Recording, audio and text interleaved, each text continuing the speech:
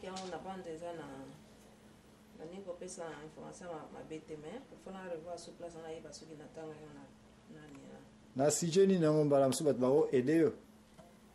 ezake foko mutso ba kufi foko kunda bon foko donc foko kunda et puis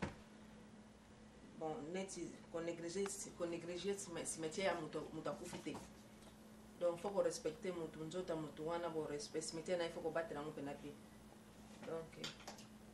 mais ce qui ide yelinga na yeba place na tangela ki wana ko bo siko question ya ebandeleza la ki matin na bino bozo te yakaba te pesa te fatigue parce que bakufa na bango kala sikoyo pona nini okomi ko appuyer ko négliger ba cimetière abate eza na mabe on a question posée nga pona bande ko nga moko ozomona bibe za ko ba ke mon père péri pas manque de connaissance. Donc au départ vous avez une connaissance de yangwana nde connaissance yelinga donc moi donc si ko connaissance de yeli après que l'animateur ou bien après que oyoki question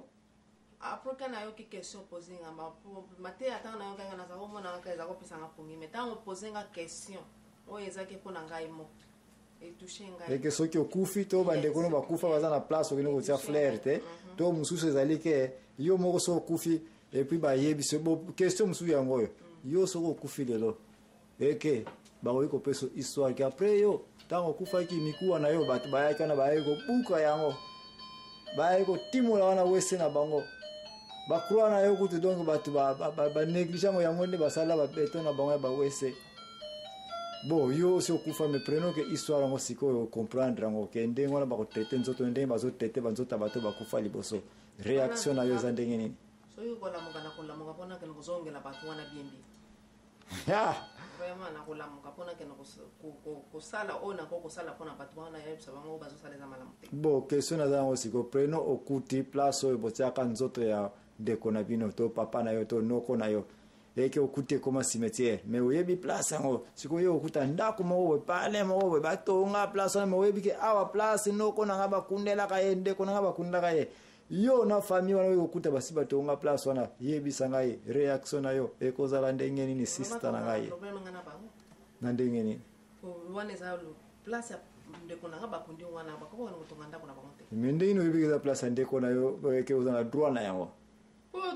to kunande ko na ngai na bakunande ko na ngai wana donc to yebi place na yeba kundaye donc eza droit na bino eza droit na biso donc matin na biso lo officer na il faut ko lo ba vérité parce que émission na biso za ko concerner ka vérité donc na ba réponse za ko pesa en fonction mituna pe biano oza convaincu que matin à la vérité eza ka ko couvrir vérité et rien que la vérité oui eza solo pour vérité et ça la toujours pas c'est yango mona ke tango azolo bango na sapo mona ngo abia eza ezo pesa nga pongi po eza ko pesa vérité te yes mais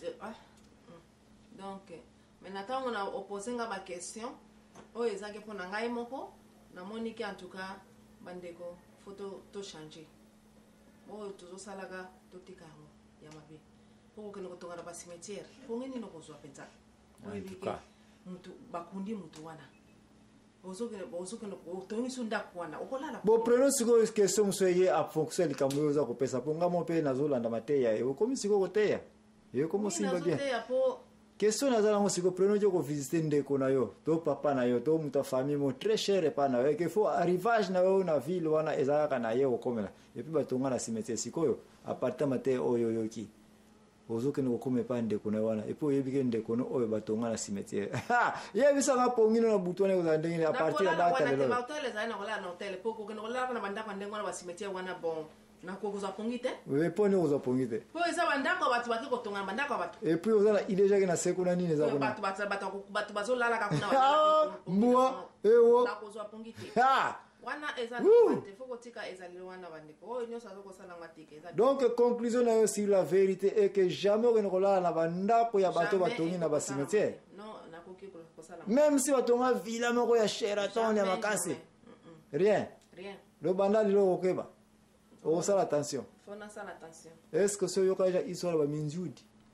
bon na sina yoka yango qu'est-ce signifie minzudi là pour na comprendre pour on na même diapason bon wana ezali neti bato bazalaka baki kokunda ebembe bakundi sikoyo bino bokundi et puis bokena bandako bato wana bakesi koko timolango babimisi ebembe balongoli bilamba babiju nyonso bake nango. Est ce que makambo ezaka solo penza? Wana eza ya solo.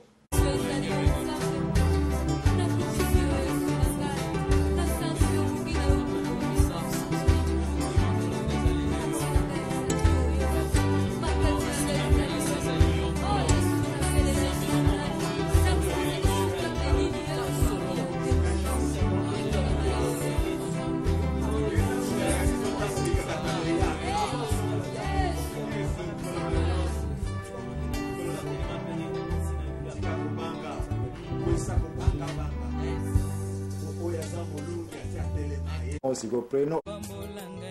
soki osalite yawe na ngai kombo ekocholama yawe soki ndeko aza pembeni nanga pambolami nasepelaka koloba ete epanie ekomi na esika na ye lobi mpe ekokóma na esika na ngai eza likambo na ntango o papa lipamboli ya libala eutaki epai na yo lipamboli ya libala ezali likambo na ntango payo balisaki estere ezalaki ntango na ye obalisaki rite ezalaki ntango na yo ngape na ntango na nga papa yo balisaki ngai yo ntango inone ezali kaka na ntango na ye nzambe okobalisa ye soki osali te yawe na ngai kombo ekocholama pamba ye soki osali te rabuni kombo ekocholama pamba ye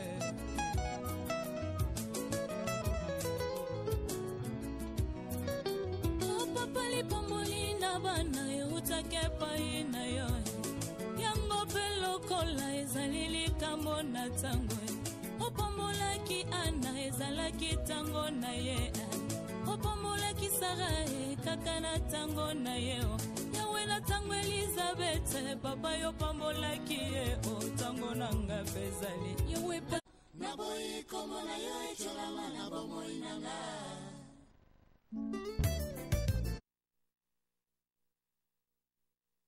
ezali neti bato bazalaka baki kokunda ezaka solo penza? Wana eza ya solo. Eza ya solo. Ndenge nini oyebeleki eza ya solo serna? Eza ya solo po na preuve nini oza nango parce biso eza bato ba vérité